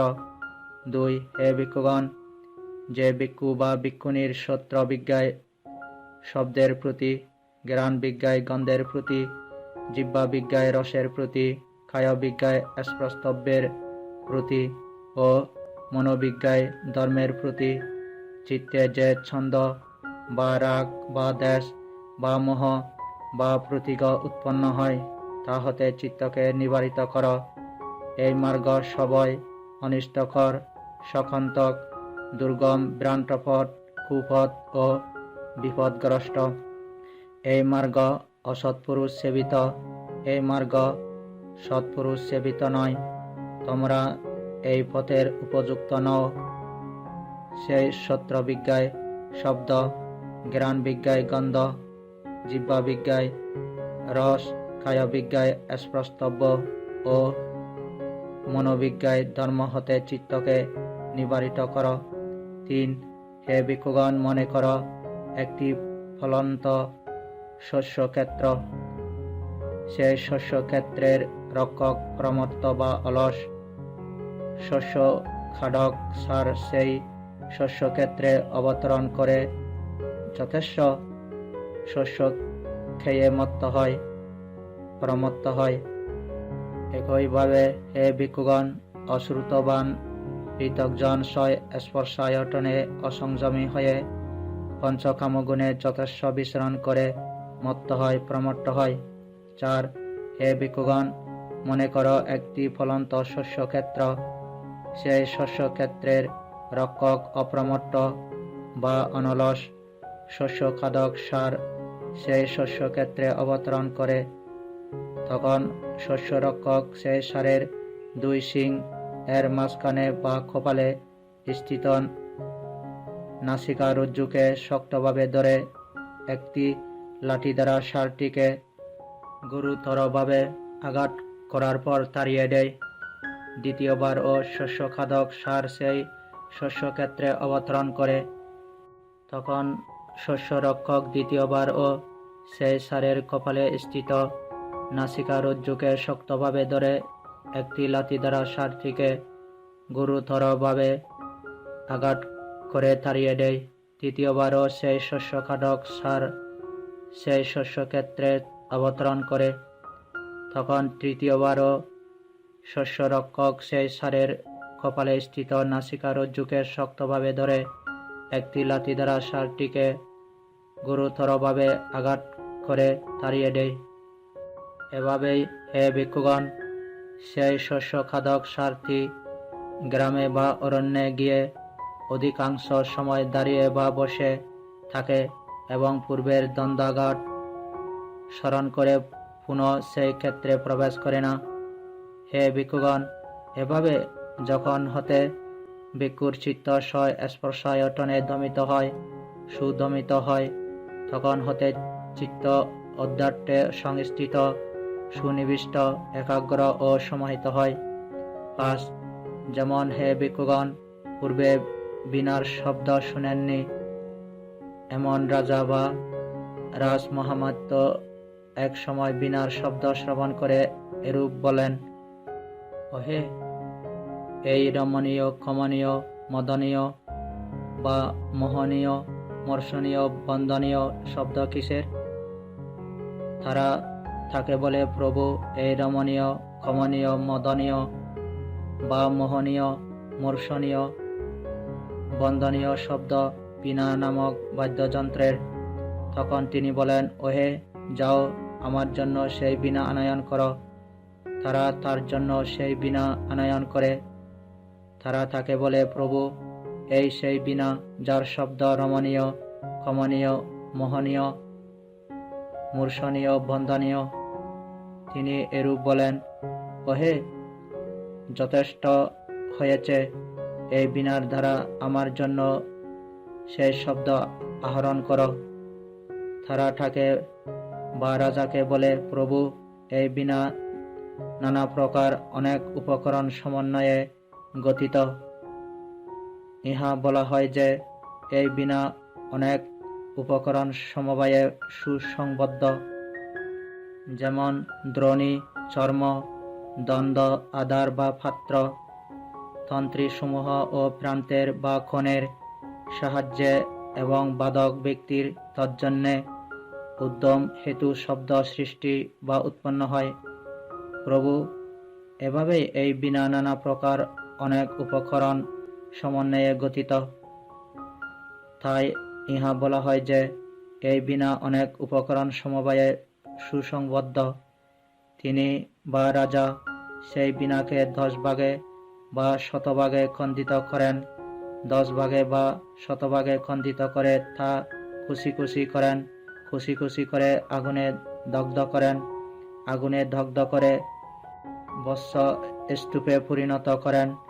বৎস স্তূপে পরিণত করে প্রবল বাতাসে উড়িয়ে দিলেন বা নদীর খরস্রোতে ভাসিয়ে দিলেন। তখন তিনি বা রাজা এরূপ বলেন, এই বীণা নিতান্তই তুচ্ছহীন, যাতে জনগণ দীর্ঘকাল ধরে প্রমত্ত হয়, বিপদগামী হয়। এভাবেই হে ভিক্ষুগণ, ভিক্ষু যতদূর পর্যন্ত রূপের গতিপথ ততদূর পর্যন্ত রূপকে পুঙ্খানুপুঙ্খ রূপে পরীক্ষা করেন।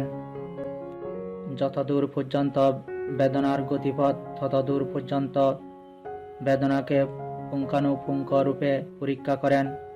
যতদূর পর্যন্ত সংজ্ঞার গতিপথ ততদূর পর্যন্ত সংজ্ঞাকে পুঙ্খানুপুঙ্খ রূপে পরীক্ষা করেন। যতদূর পর্যন্ত সংস্কারের গতিপথ ততদূর পর্যন্ত সংস্কারকে পুঙ্খানুপুঙ্খ রূপে পরীক্ষা করেন। যতদূর পর্যন্ত বিজ্ঞানের গতিপথ ততদূর পর্যন্ত বিজ্ঞানকে পুঙ্খানুপুঙ্খ রূপে পরীক্ষা করেন। এভাবে রূপ, বেদনা, সংজ্ঞা, সংস্কার ও বিজ্ঞানকে পুঙ্খানুপুঙ্খ রূপে পরীক্ষা করার ফলে ভিক্ষুর আমি আমার, আমি হই এই ধারণা হয় না। 9ম সূত্র সমাপ্ত। 10. শয় জন্তুপম সূত্র 247.1 হে ভিক্ষুগণ, যেমন কোন ক্ষত বা পুঁজযুক্ত দেহ সম্পন্ন পুরুষ সর্বনে প্রবেশ করে, সেই বনের কুশকন্তক তার পায়ে বিদ্ধ হয় বা সর্পত্রে তার পুঁজযুক্ত দেহে আসর পড়ে। হে ভিক্ষুগণ, এই প্রকারে ওই পুরুষ সেই কারণে অত্যাধিক দুঃখ ধর্মনস্য ভোগ করে। এভাবেই হে ভিক্ষুগণ, এখানে কিছু কিছু গ্রামগত বা অরণ্যগত ভিক্ষু ভৎসনাকারী লাভ করে। এই সেই আয়ুষ্মান যিনি এরূপ কর্ম সম্পাদনকারী, এরূপ আচরণকারী। অশুচি গ্রাম কন্তক, সেই কন্তক সম্পর্কে জ্ঞাত হয়ে সংবর ও অসংবর জ্ঞাতব্য। 2. হে ভিক্ষুগণ, কিভাবে অসংবর হয়? ভিক্ষুগণ, এখানে ভিক্ষুর চক্ষু দ্বারা রূপ দেখে চক্ষুগ্রাহ্য প্রিয় রূপে রাগানুরক্ত হয়, অপ্রিয় রূপে বিরক্ত হয়। কায়গত স্মৃতি উপস্থাপিত না হওয়ায় লঘু চেতা হয়ে অবস্থান করে। সে চেত বিমুক্তি এবং প্রজ্ঞা বিমুক্তি যথাযথভাবে সম্যক প্রজ্ঞায় জানে না, যাতে নিরবশেষে সকল পাপ অকুশল ধর্ম নিরুদ্ধ হতে পারে। সত্র, জ্ঞান, জিহ্বা, কায় ও মন সম্পর্কেও এরূপ। 3. যেমন ভিক্ষুগণ, একজন পুরুষ নানা স্থানের নানা গোচরের 6টি জন্তু বা প্রাণী ধরে দৃঢ় রজ্জু বা রশি দ্বারা বন্ধন করে। সর্প ধরে দৃঢ় রজ্জু দিয়ে বাঁধে। শিশুমার বা চন্দ্রমৎস্য ধরে দৃঢ় রজ্জু দিয়ে বাঁধে। পাখি ধরে দৃঢ় রজ্জু দিয়ে বাঁধে। কুকুর ধরে দৃঢ় রজ্জু দিয়ে বাঁধে। শৃগাল ধরে দৃঢ় রজ্জু দিয়ে বাঁধে, বানর ধরে দৃঢ় রজ্জু দিয়ে বাঁধে, শক্ত করে রজ্জু দিয়ে বেঁধে সকল রজ্জুর এক প্রান্তে একত্রিত করে মধ্যে গ্রন্থি বা গীত দিয়ে ছেড়ে দেয়, মুক্তি দেয়। তখন সেই নানা স্থানের নানা গোসরের ছয় প্রাণী নিজ নিজ গোসর ক্ষেত্রে যাবার জন্য ইতস্তত ঘুরতে থাকে। বাল্মীকে প্রবেশ করব এই চিন্তা করে সর্প ইতস্তত ঘুরতে লাগল। জলে অবতরণ করব এই চিন্তা করে শিশুমার বা চন্দ্রমৎস্য ইতস্তত ঘুরতে লাগল। আকাশে উড়ব এই চিন্তা করে পাখি ইতস্তত ঘুরতে লাগল। গ্রামে প্রবেশ করব এই চিন্তা করে কুকুর ইতস্তত ঘুরতে লাগল। শ্মশানে প্রবেশ করব এই চিন্তা করে শৃগাল ইতস্তত ঘুরতে লাগল। বনে প্রবেশ করব এই চিন্তা করে বানর ইতস্তত ঘুরতে লাগল। হে ভিক্ষুগণ, যখন সেই ছয় প্রাণী ক্ষুধা তৃষ্ণায় শুষ্ক ও ক্লান্ত হয়, তখন সেই প্রাণীদের মধ্যে যেটি বলবান অন্যগুলো তার অনুবর্তী হয়, অনুগত হয়, বশীভূত হয়। 4. এভাবেই হে ভিক্ষুগণ, যে ভিক্ষুর কায়গতা স্মৃতি অভাবিত অবহেলিকৃত, তার সেই চক্ষু মনোজ্ঞরূপে আকর্ষিত হয়, অমনোজ্ঞরূপে বিরক্ত হয়। সেই সত্র মনোজ্ঞ শব্দে আকর্ষিত হয়, অমনোজ্ঞ শব্দে বিরক্ত হয়। সেই ঘ্রাণ মনোজ্ঞ গন্ধে আকর্ষিত হয়, অমনোজ্ঞ গন্ধে বিরক্ত হয়। সেই জিহ্বা মনোজ্ঞ রসে আকর্ষিত হয়, অমনোজ্ঞ রসে বিরক্ত হয়। সেই কায় মনোজ্ঞ স্পর্শব্যে আকর্ষিত হয়, অমনোজ্ঞ স্পর্শব্যে বিরক্ত হয়। সেই মন মনোজ্ঞ ধর্মে বা বিষয়ে আকর্ষিত হয়, অমনোজ্ঞ বিষয়ে বিরক্ত হয়। এভাবেই হে ভিক্ষুগণ অসংবর বা অসংযত হয়। 5. হে ভিক্ষুগণ, কিরূপে সংবর বা সংযত হয়? ভিক্ষুগণ, এখানে ভিক্ষু চক্ষুধরা রূপ দেখে চক্ষুগ্রাহ্য প্রিয় রূপে রাগানুরক্ত হন না, অপ্রিয় রূপে বিরক্ত হন না। কায়গত স্মৃতি উপস্থাপিত হওয়ায় অপ্রমেয় চিত্তে অবস্থান করেন। তিনি চেত বিমুক্তি এবং প্রজ্ঞা বিমুক্তি যথাযথভাবে সম্যক প্রজ্ঞায় জানেন, যাতে নিরবশেষে সর্বপাপ অকুশল ধর্ম নিরুদ্ধ হয়। সত্র, ঘ্রাণ, জিহ্বা, কায় এবং মন সম্পর্কেও এইরূপ। 6. যেমন ভিক্ষুগণ একজন পুরুষ নানা স্থানের নানা গোসরের 6টি প্রাণী ধরে শক্ত রশি দিয়ে বন্ধন করে, সর্প, ছন্দমৎস্য, পাখি, কুকুর, শৃগাল ও বানর ধরে শক্ত রশি দিয়ে বেঁধে সকল রশির এক প্রান্তে একত্রিত করে একটি দৃঢ় স্তম্ভের সাথে বন্ধন করে, তখন সেই নানা স্থানের নানা গোসরের 6টি প্রাণী নিজ নিজ গোসর ক্ষেত্রে ফিরে যাবার জন্য ইতস্তত ঘুরতে থাকে। বাল্মীকে প্রবেশ করব এই চিন্তা করে সর্প ইতস্তত ঘুরতে লাগল। জলে অবতরণ করব এই চিন্তা করে চন্দ্রমৎস্য ইতস্তত ঘুরতে লাগল। আকাশে উড়ব এই চিন্তা করে পাখি ইতস্তত ঘুরতে লাগল।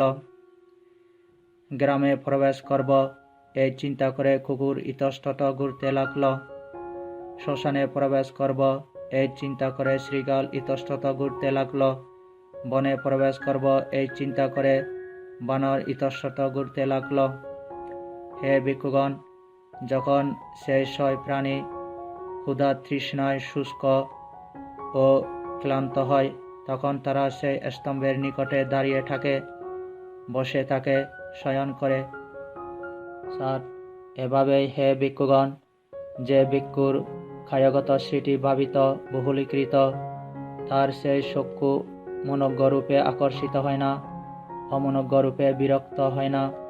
সত্র মনোজ্ঞরূপে শব্দে আকর্ষিত হয় না, অমনোজ্ঞ শব্দে বিরক্ত হয় না। ঘ্রাণ মনোজ্ঞ রূপে গন্ধে আকর্ষিত হয় না, অমনোজ্ঞ গন্ধে বিরক্ত হয় না। জিহ্বা মনোজ্ঞ রূপে রসে আকর্ষিত হয় না, অমনোজ্ঞ রসে বিরক্ত হয় না। কায় মনোজ্ঞ রূপে স্পর্শব্যে আকর্ষিত হয় না, অমনোজ্ঞ স্পর্শব্যে বিরক্ত হয় না। মন মনোজ্ঞ রূপে ধর্মে বা বিষয়ে আকর্ষিত হয় না, অমনোজ্ঞ ধর্মে বা বিষয়ে বিরক্ত হয় না। এভাবেই হে ভিক্ষুগণ সংবর বা সংযত হয়। আর হে ভিক্ষুগণ, দৃঢ় ক্ষতি বা স্তম্ভ কায়গত স্মৃতির অধিবসন বা নামান্তর। সে কারণে হে ভিক্ষুগণ, তোমাদের এরূপ শিক্ষা করা উচিত। কায়গত স্মৃতি আমাদের ভাবিত, বহুলীকৃত, অভ্যাসগত বা আয়ত্তকৃত, বাস্তুকৃত বা পুঙ্খানুপুঙ্খ রূপে অভ্যাসকৃত, অনুষ্ঠিত, পরিচিত, আরব্ধ হবে। দশম সূত্র সমাপ্ত। 11 জপ গুচ্ছ সূত্র 248.1। হে ভিক্ষুগণ, মনে কর চৌরাস্তায় জপ গুচ্ছ নিক্ষিপ্ত আছে, অতঃপর 6 জন পুরুষ শস্য মারানোর খাস্তখণ্ড দ্বারা শস্য গুচ্ছকে আঘাত করে। হে ভিক্ষুগণ, এভাবে 6 শস্য মারানোর খাস্তখণ্ড দ্বারা আঘাত করার সময় শস্যগুচ্ছ যারা বা মারানো হয়, তখন শস্য মারানোর খাস্তখণ্ড হস্তে 7ম পুরুষ সেখানে আগমন করে। সে 7ম শস্য মারানোর খাস্তখণ্ড দ্বারা সেই শস্যগুচ্ছকে আঘাত করে। হে ভিক্ষুগণ, এভাবে 7ম শস্য মারানোর খাস্তখণ্ড দ্বারা সেই শস্যগুচ্ছকে আঘাত করার সময় শস্যগুচ্ছ আরও উত্তমভাবে যারা বা মারিত হয়। এভাবেই হে ভিক্ষুগণ, অশ্রুতবান পৃথকজন মনোজ্ঞ অমনোজ্ঞ রূপ দ্বারা চক্ষুতে আঘাত করে বা হনন করে, মনোজ্ঞ অমনোজ্ঞ শব্দ দ্বারা সত্রে আঘাত করে, মনোজ্ঞ অমনোজ্ঞ গন্ধ দ্বারা ঘ্রাণকে আঘাত করে, মনোজ্ঞ অমনোজ্ঞ রস দ্বারা জিহ্বায় আঘাত করে, মনোজ্ঞ অমনোজ্ঞ স্পর্শব্য দ্বারা কায়ে আঘাত করে, মনোজ্ঞ অমনোজ্ঞ ধর্ম দ্বারা মনে আঘাত করে। হে ভিক্ষুগণ, যদি সেই অশ্রুতবান পৃথকজন ভবিষ্যতে পুনর্ভবের জন্য চিন্তা করে, এভাবেই হে ভিক্ষুগণ, সেই মূর্খ পুরুষ অধিকতর মারিত বা বিনষ্ট হয়, যেমন 7ম শস্য মারানোর খাস্তখণ্ড দ্বারা আঘাত করার সময় সে শস্যগুচ্ছ হয়। 2 হে ভিক্ষুগণ, অতীতে দেবগণ ও অসুরগণের মধ্যে সংগ্রাম বেঁধেছিল। অনন্তর অসুররাজ ব্যাপচিত্তি অসুরদের সম্বোধন করে বললেন, বন্ধুগণ, যদি এই দেবাসুর সংগ্রামে অসুরগণ জয়লাভ করে এবং দেবগণ পরাস্ত হয়, তবে দেবেন্দ্র শক্রকে খন্ত পঞ্চম বন্ধনে অর্থাৎ হস্তদ্বয়, পদদ্বয় ও কন্তে বন্ধনাবদ্ধ করে অসুরপুরে আমার নিকট নিয়ে আসবে। দেবেন্দ্র শক্র ত্রটিংশবাসী দেবগণকে সম্বোধন করে বললেন, বন্ধুগণ, যদি এই দেবাসুর সংগ্রামে দেবগণ জয়লাভ করে এবং অসুরগণ পরাস্ত হয়, তবে অসুররাজ ব্যাপচিত্তিকে খন্ত পঞ্চম বন্ধনে বেঁধে সুধর্মা দেবসভায় আমার নিকট নিয়ে আসবে। সেই সংগ্রামে দেবগণ জয়লাভ করলেন এবং অসুরগণ পরাস্ত হলেন। তখন ত্রয়োটিংশবাসী দেবগণ অসুররাজ ব্যাপচিত্তিকে খন্ত পঞ্চম বন্ধনে আবদ্ধ করে সুধর্মা সভায় দেবেন্দ্র শক্রের নিকট আনয়ন করলেন। হে ভিক্ষুগণ, সেখানে অসুররাজ বা অসুরেন্দ্র ব্যাপচিত্তি খন্ত পঞ্চম বন্ধনে আবদ্ধ হন।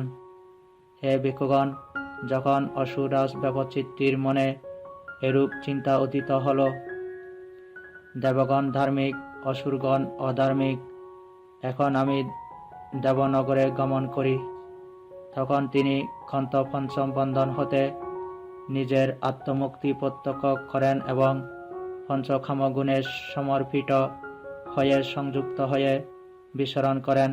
হে ভিক্ষুগণ, যখন অসুর রাজ ব্যাপচিত্তির মনে এরূপ চিন্তা উদিত হল, দেবগণ অধার্মিক, অসুরগণ ধার্মিক, সেজন্য আমি এখন অসুরপুরে গমন করব। তখন তিনি নিজেকে ক্ষন্ত পঞ্চম বন্ধনে আবদ্ধ দেখলেন এবং পঞ্চকামগুণ হতে অধপতিত হলেন। হে ভিক্ষুগণ, ব্যাপচিত্তির বন্ধন এরূপ সূক্ষ্ম, এর থেকে মারের বন্ধন সূক্ষ্মতর। হে ভিক্ষুগণ, যিনি মিথ্যা ধারণা পোষণ করেন তিনি মারের নিকট আবদ্ধ, যিনি মিথ্যা ধারণা পোষণ করেন না তিনি পাপমতি হতে মুক্ত। 3. হে ভিক্ষুগণ, আমি হই ইহা মিথ্যা ধারণা বা অলিক কল্পনা। এই ইহা হই আমি, ইহা মিথ্যা ধারণা। আমি হব, ইহা মিথ্যা ধারণা। আমি হব না, ইহা মিথ্যা ধারণা। আমি রূপী হব, ইহা মিথ্যা ধারণা। আমি অরূপী হব, ইহা মিথ্যা ধারণা। আমি সঙ্গী হব, ইহা মিথ্যা ধারণা। আমি অসঙ্গী হব, ইহা মিথ্যা ধারণা। আমি নবসঙ্গী না সঙ্গী হব, ইহা মিথ্যা ধারণা। ভিক্ষুগণ, মিথ্যা ধারণা রোগ, গন্ধ বা ফোড়া ও শল্য সদৃশ। সেজন্য হে ভিক্ষুগণ, তোমাদের এরূপ শিক্ষা করা উচিত। আমরা মিথ্যা ধারণাহীন চিত্তে অবস্থান করব। 4. হে ভিক্ষুগণ, আমি হই ইহা চাঞ্চল্য। এই হই আমি, ইহা চাঞ্চল্য। আমি হব, ইহা চাঞ্চল্য। আমি হব না, ইহা চাঞ্চল্য। আমি রূপী হব, ইহা চাঞ্চল্য। আমি অরূপী হব, ইহা চাঞ্চল্য। আমি সঙ্গী হব, ইহা চাঞ্চল্য। আমি অসঙ্গী হব, ইহা চাঞ্চল্য। আমি নবসঙ্গী না অসঙ্গী হব, ইহা চাঞ্চল্য। ভিক্ষুগণ, চাঞ্চল্য রোগ, গন্ধ বা ফোড়া ও শল্য সদৃশ। 32. হে ভিক্ষুগণ, তোমাদের এরূপ শিক্ষা করা উচিত। আমরা চাঞ্চল্যহীন চিত্তে অবস্থান করব। 5. হে ভিক্ষুগণ, আমি হই ইহা উত্তেজনা। এই আমি হই ইহা উত্তেজনা। আমি হব, ইহা উত্তেজনা। আমি হব না, ইহা উত্তেজনা। আমি রূপী হব, ইহা উত্তেজনা। আমি অরূপী হব, ইহা উত্তেজনা। আমি সঙ্গী হব, ইহা উত্তেজনা। আমি অসঙ্গী হব, ইহা উত্তেজনা। আমি নবসঙ্গী না সঙ্গী হব, ইহা উত্তেজনা। ভিক্ষুগণ, উত্তেজনা রোগ, গন্ধ ও শল্য সদৃশ। তদ্হেতু হে ভিক্ষুগণ, তোমাদের এরূপ শিক্ষা করা উচিত। আমরা উত্তেজনাহীন চিত্তে অবস্থান করব। 6. হে ভিক্ষুগণ, আমি হই ইহা প্রপঞ্চ বা মায়া। এই হই আমি, ইহা প্রপঞ্চ। আমি হব, ইহা প্রপঞ্চ। আমি হব না, ইহা প্রপঞ্চ। আমি রূপী হব, ইহা প্রপঞ্চ। আমি অরূপী হব, ইহা প্রপঞ্চ। আমি সঙ্গী হব, ইহা প্রপঞ্চ। আমি অসঙ্গী হব, ইহা প্রপঞ্চ। আমি নবসঙ্গী না সঙ্গী হব, ইহা প্রপঞ্চ। ভিক্ষুগণ, প্রপঞ্চ রোগ, গন্ধ ও শল্য সদৃশ। তদ্হেতু হে ভিক্ষুগণ, তোমাদের এরূপ শিক্ষা করা উচিত। আমরা নিষ্প্রপঞ্চ চিত্তে অবস্থান করব। 7. হে ভিক্ষুগণ, আমি হই ইহা মানগত। এই হই আমি, ইহা মানগত। আমি হব, ইহা মানগত। আমি হব না, ইহা মানগত। আমি রূপী হব, ইহা মানগত। আমি অরূপী হব, ইহা মানগত। আমি সঙ্গী হব, ইহা মানগত। আমি অসঙ্গী হব, ইহা মানগত। আমি নবসঙ্গী না সঙ্গী হব, ইহা মানগত। ভিক্ষুগণ, মানগত রোগ, গন্ধ ও শল্য সদৃশ। তদ্হেতু হে ভিক্ষুগণ, তোমাদের এরূপ শিক্ষা করা উচিত। আমরা মানবিগত চিত্তে অবস্থান করব। 11তম সূত্র সমাপ্ত। 19তম 80-20 বর্গ সমাপ্ত।